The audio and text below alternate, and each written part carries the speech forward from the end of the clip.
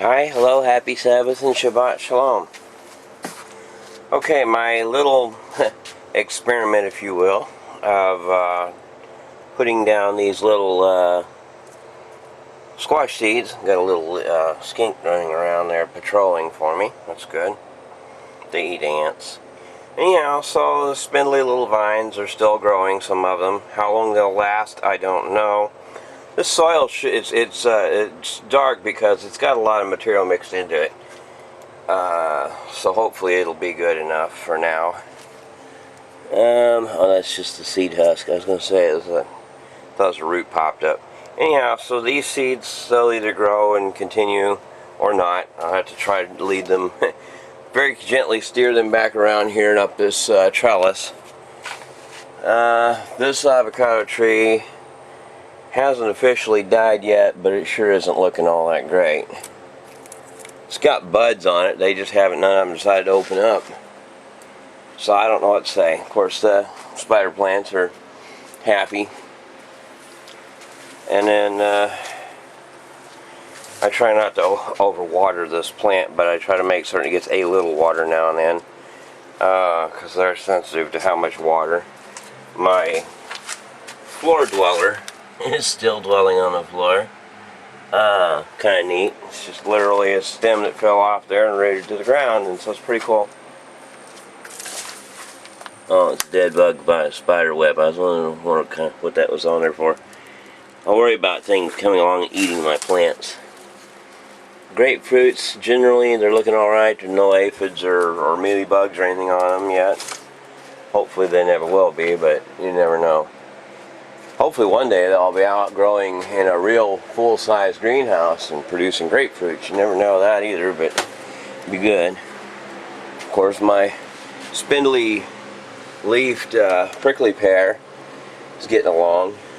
Again, it's pretty much just spindly leaf because it's in this high carbon dioxide atmosphere, I think.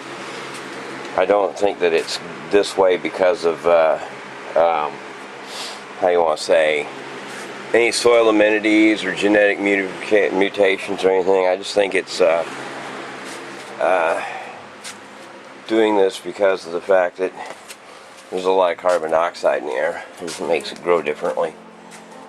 Other than that, none of those have changed.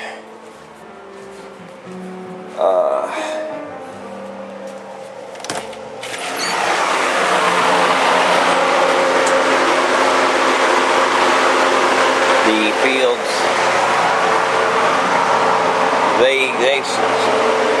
that wrinkliness or fluttering seems to be doing itself to a couple more of the spider plants.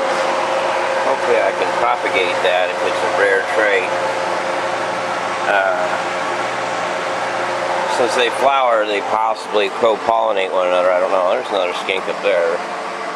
Blue tail. Yeah, the field's growing along a little bit. They're getting a lot of dew fall, if nothing else. And so the fields are getting a little moisture from dew fall. They think it might rain this afternoon. I hope it does. Alright, so this set of vines that came up from the ground, Mr. O'Malley kept them cropped off pretty good, so they finally set branches off and they went up here and I laced them together, and hopefully I'll be able to keep all my vines trained up on the roof where I wanted them in the first place now. We'll see. Of existing fruit over here,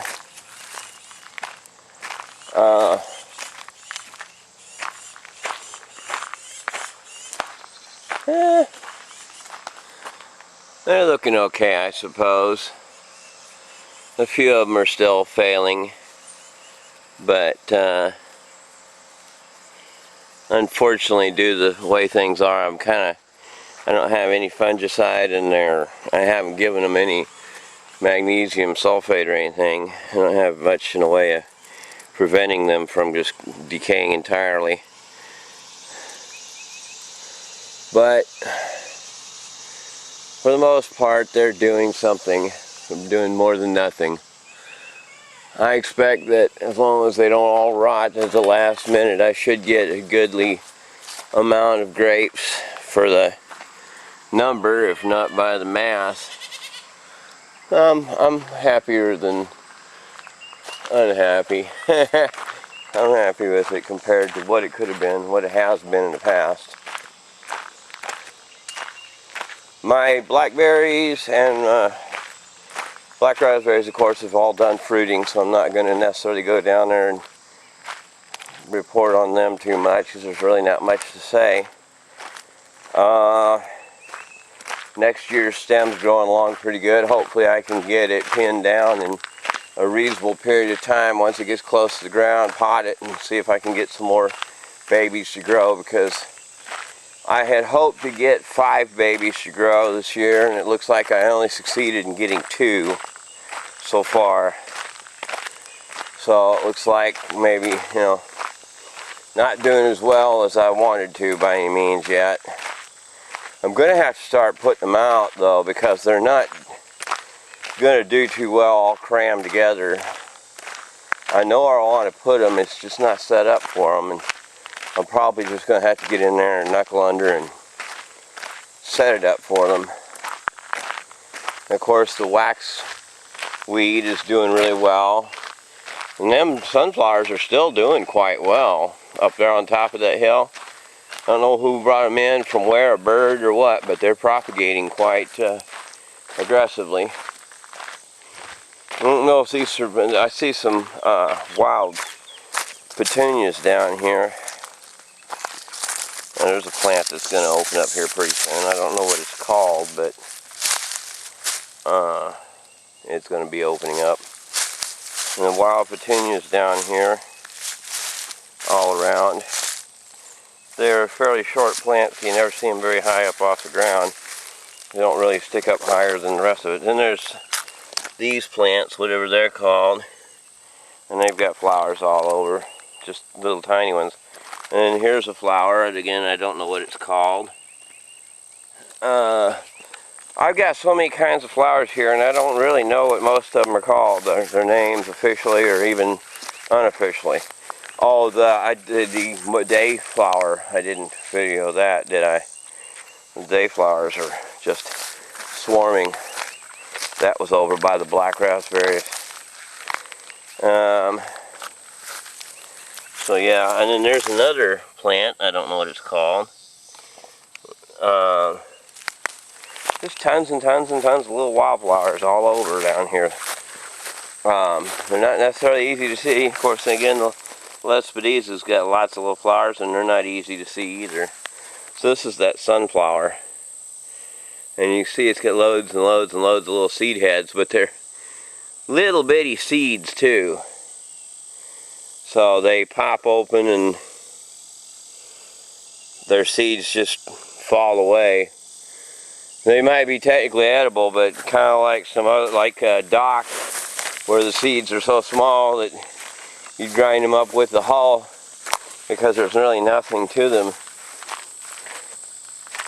You know, they're edible, but they're not really harvestable. Okay, this was that Russian Lespedieza, and it seems to be doing pretty good. There's a lot of plants of it that are shorter and haven't grown very far, but this one here, for instance, is just starting to open up, and you can see it's going to get pretty tall. And then there's this other plant, I don't know what it's called. It's been flowering for a while. It's not open at the moment. It's got a lot of seed pods. It makes a pretty little yellow flower. Then Twabane daisies are still going along, but they're about probably done. Ragweed is a flower, but obviously it's not the kind of flower people want to look at. Again, I don't know what these things are called, but they're about the height of their bloom season now. And a lot of different bugs are gathering their pollen and their nectar. This will probably put on, this is I forget what it's called. I don't know if it's called Jimson weed or what. I need to water my avocados. Some of them are starting to look a little wilty. I don't know. Yeah, it's a little dry in there. I went and carried my water container downstairs to I'll have to water that. It's looking a bit wilty there. It's not good. Surprised that aloe vera is kicked in and doing well okay, but I'm glad.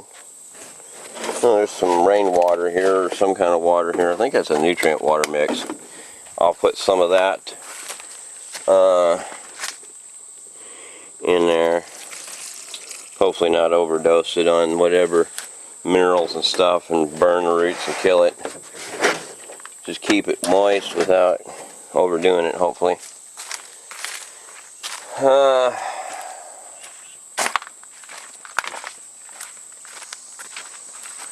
More little flowers. Again, I don't know what they're called. That they make lots of little flowers. That's the thing about this place. I've got hundreds and hundreds of types of flowers, it seems. And out of all of them, I hardly know any of them by name or even by their family group. There's another ironweed popping up, and then these ironweeds have just about finished their season. Sometimes I wonder why they got names like that, like ironweed. It's not like you're going to get iron out of it. And it's not like it's as strong as iron, necessarily. At least I don't know.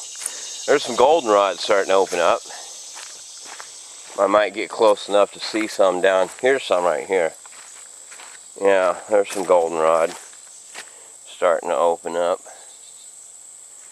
One of the few I actually know the name of. It is what it is, though. What can I do?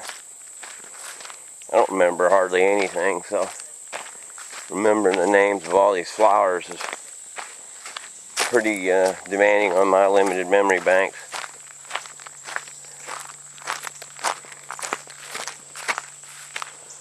Lots and lots of Lesbodesa flowers.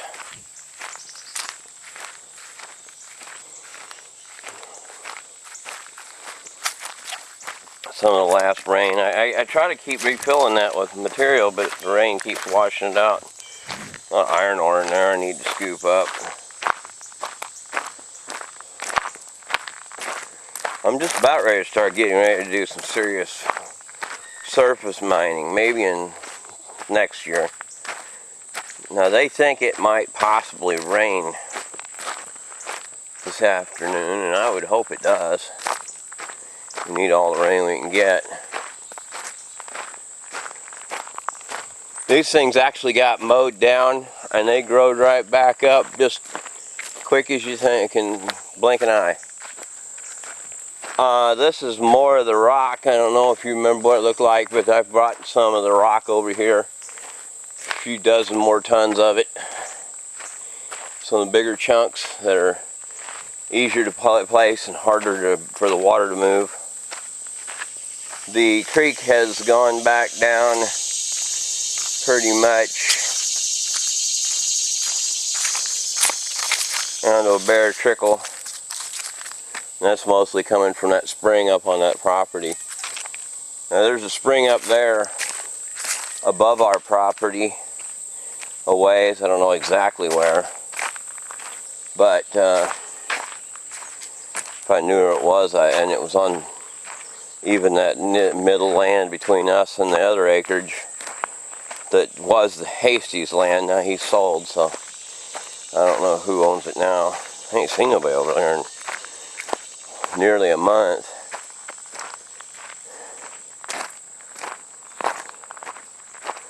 And of course there is the there's some nightshade flowers. They're here and there. I guess the goatweed's about to flower. The passion fruit, you know, the deer are eating it still, putting on lots and lots and lots of flowers, and hopefully lots of fruit will make it to maturity. I don't know how many will make it to maturity and how many will get eaten by critters. Probably the groundhogs will eat them, so I worry. There's a few black-eyed Susans over there, kind of nestled back in the underbrush still. The purple coneflower has completely gone through its seasonal cycle, gone back into, well, not quite dormancy, but its tops have already been cropped.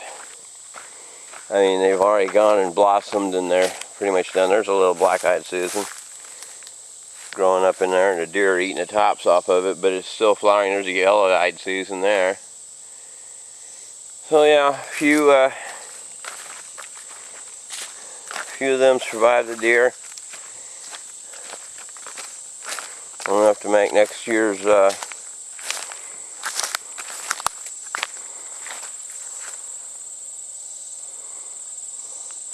harvest, I guess.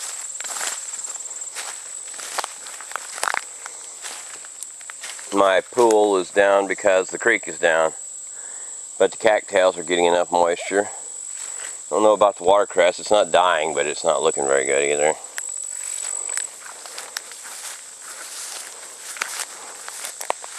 More of the yellow-eyed Susans in here. Various types of water grasses and stuff that are over there are still surviving. There's still some water coming through the ground just below the surface though, so they're not going to die off right away. Huh. I think that's red clover. It's clover. Whether it's red clover, I don't know. Anyhow, well, it's good for clover to grow down here, but when I pet the babies down there, they're going to wipe it out. There won't be any of it left. Unfortunately, due to the fact that it's going to be a risk of rain today, I am going to go ahead and box up my rotary hammer and things to anything that could be impacted adversely by the rain. So, if you will allow me a moment to, I'm just going to step out of frame a moment so I get the camera set up on the tripod.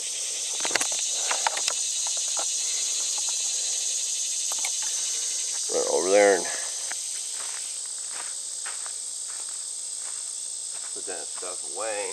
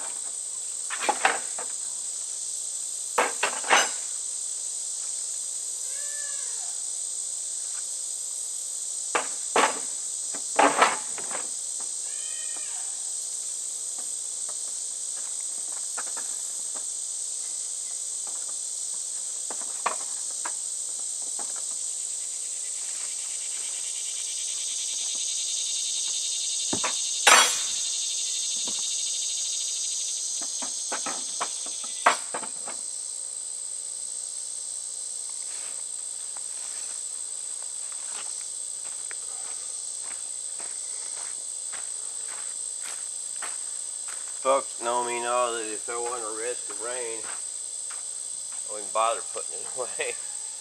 I don't want it to get rained on though, because it is an electrical device. And the bits, I don't want them to get rusty, because then they get stuck in the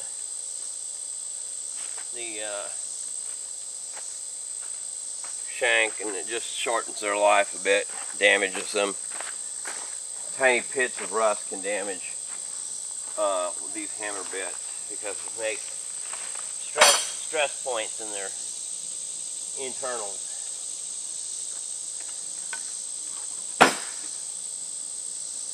And those stress points can lead to the bit breaking.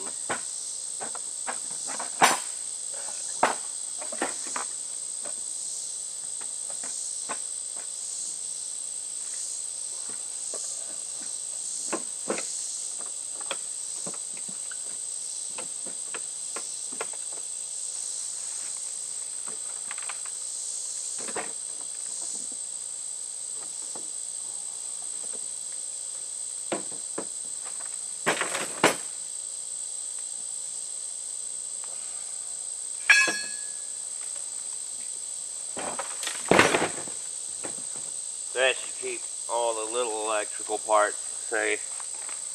The cords I'm not that worried about because the cords are just regular wire and they're easily dried out. The tripod's been out in the rain a few times and it hasn't shown much sign of any problem. Between me and plastic and anodized aluminum, I don't think it's too much risk. There's a single day flower down there. More black-eyed Susans in there. These things, and again, I don't know what they're called, but they're finally flowering. They'll make lots of flowers for a few days. Some pretty good sized ones over there. I guess ain't none of them small, but they look pretty nice. Wonder if the goats would eat them. Deer ain't eating them. So, and again, the goats will eat more than a deer will, I think, as far as different types of plants. The elderberries, see, this one got knocked over either by a storm or something. Still growing from the ground even though it's been knocked over.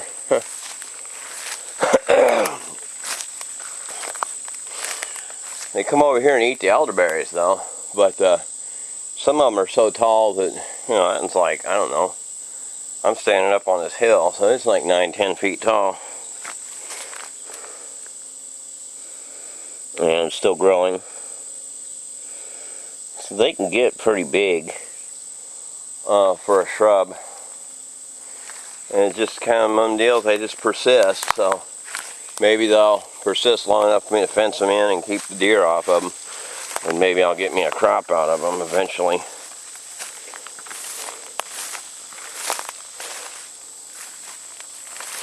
Again, the deer aren't aggressive enough to stand up and knock them over like a goat is. So once you get them up higher than the deer can reach, pretty much they leave it alone. Besides, the deer have got so much to eat that they don't really have to have any one thing. You know.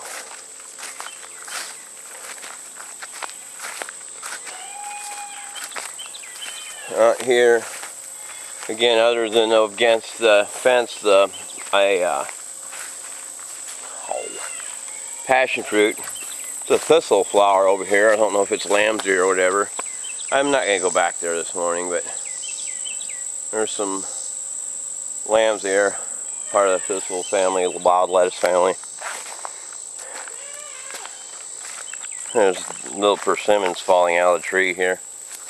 This tree for the longest time didn't make any persimmons, but now it's making them. I don't know if this is making any or not.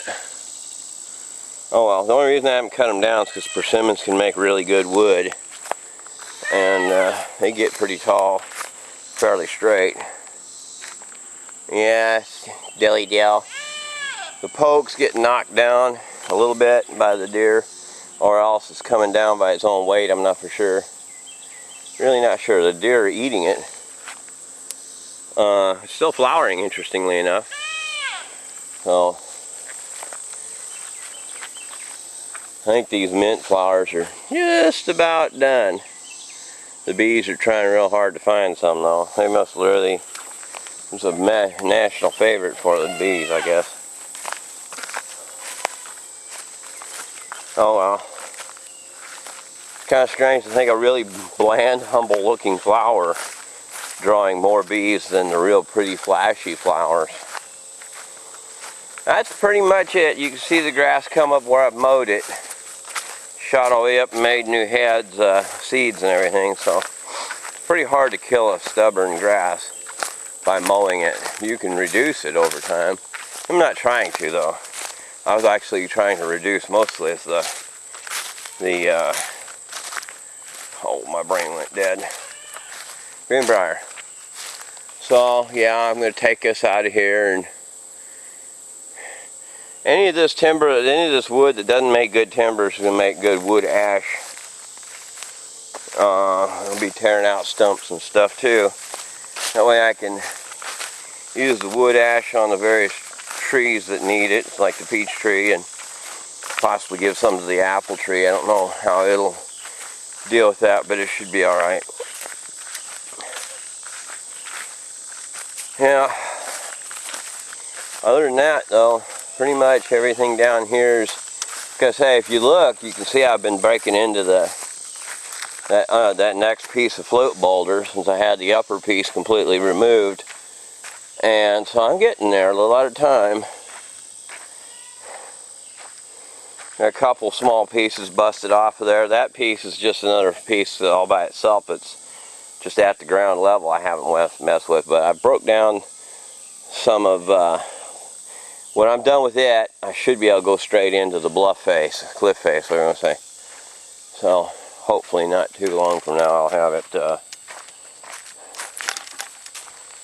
Looking over here at these flowers, these in here look brighter than the other ones. Guess those are also black-eyed Susans. In a way they almost look green on the inside. They're just kind of like green and black. But anyhow, they're part of the same, they're all part of the same family of sunflowers. So there's kind of variations on a theme. But I enjoy all of them. So some of them are darker, and this is a super dark orange one right there. I noticed that the flowers are much richer in color down here on the creek bottom than they are up on the top. And could be the mineral contents in the springs flowing through there, extracting minerals from the rocks as they come towards the surface, bring out minerals that are less prone to show up at the surface where everything's being depleted. So it's like washing down and coming out or something. That's my best guess. That's pretty much everything for this week. No serious changes, except I got some, I did get, those rolls of wire there. I forgot all about that. I measured off and cut my fence wire. There's two of them here. There's one out at the other end that I went past. I don't think I can zoom into it from here now, but I'll try. Yeah, that's it right there. And then there's one up on the hill that we'll walk past as we go up there. Back to the house.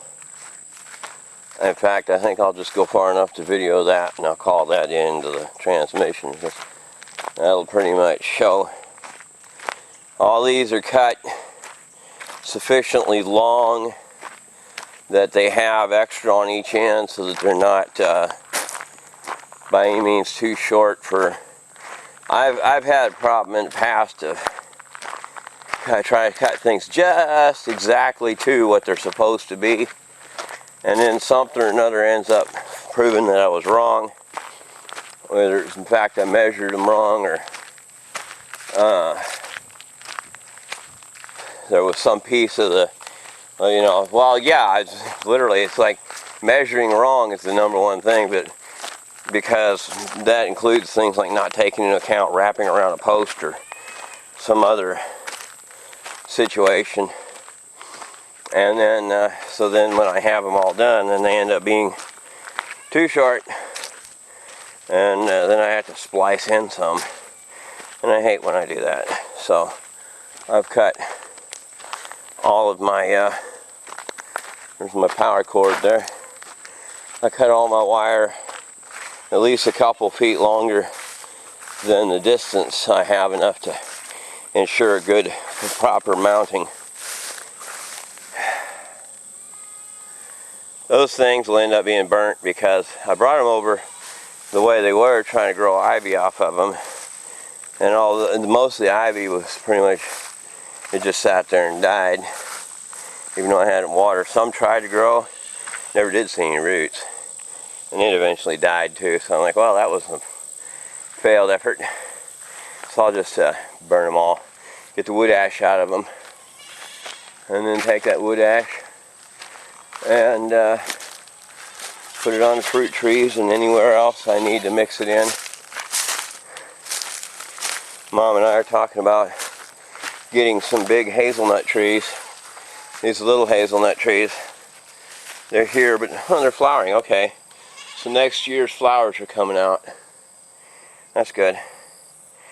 But still, they make such tiny little nuts that they're not very, what you call, edible.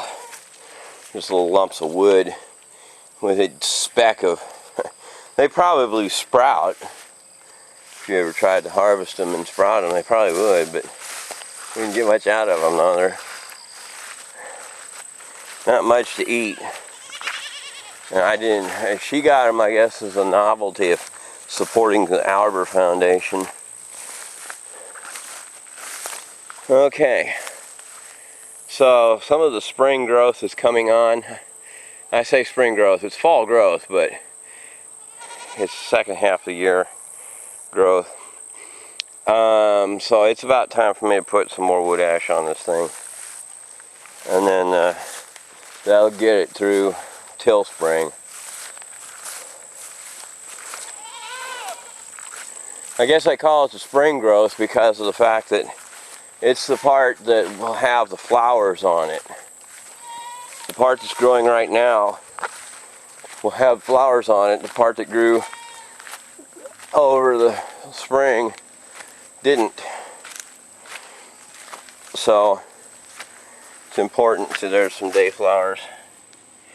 There's a lot of them over there, but I don't particularly care. I'm going to be over there in a minute to give them their hay, but I can't carry the camera and the hay at the same time.